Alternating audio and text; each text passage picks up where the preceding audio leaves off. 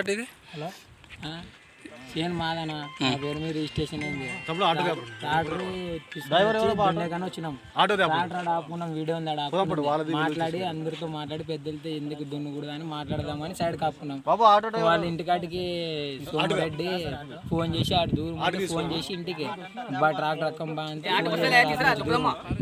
Tractor వేసుకొని వచ్చి ఇట్లా మాట్లాడుకుంటూ ఇట్లా స్ట్రక్ అయిపోయినా పిల్లోడు గుద్దినాడా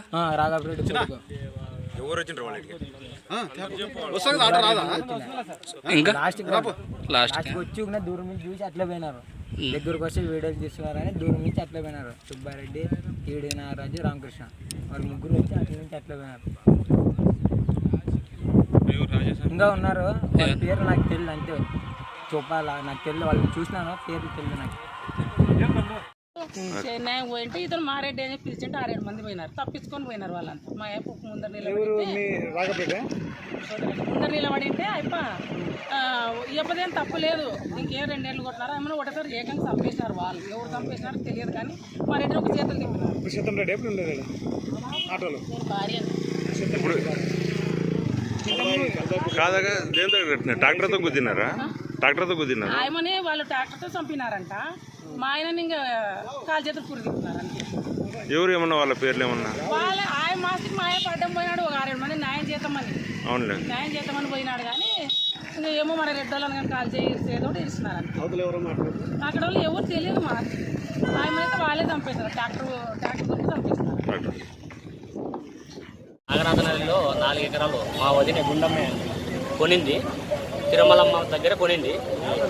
రాఘపరెడ్డి అనే వ్యక్తి, జల్ రాఘపరెడ్డి అనే వ్యక్తి ఈరోజు పొలం దగ్గరికి మా చిన్నమ్మ అక్కడ పనిచేసేపోయింది.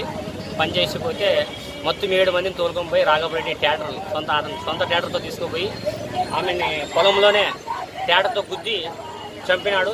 అందుకు సహకరించిన 5 మంది నాయకులు బోయ రామకృష్ణ, అలాగే సుబ్బారెడ్డి, తర్వాత వచ్చి కప్పేనర్స, ఈడి నారాజు వీళ్ళంతా సపోర్ట్ ఇచ్చి వాళ్ళకి ఈమెను చంపేసినారు. ఈరోజు ఎవిడెన్స్ సీఎంతో ఉంది. గత నెల క్రితము పాఠశాల దగ్గర కూడా ఈ మీద రికార్డింగ్ తీసుకుపోయినాము. రిజిస్ట్రేషన్ పత్రాలు ఈమె పేరు మీదే ఉన్నవి, అట్లా పోకూడదని సార్ కూడా మాకు సహాయం చేసినాడు.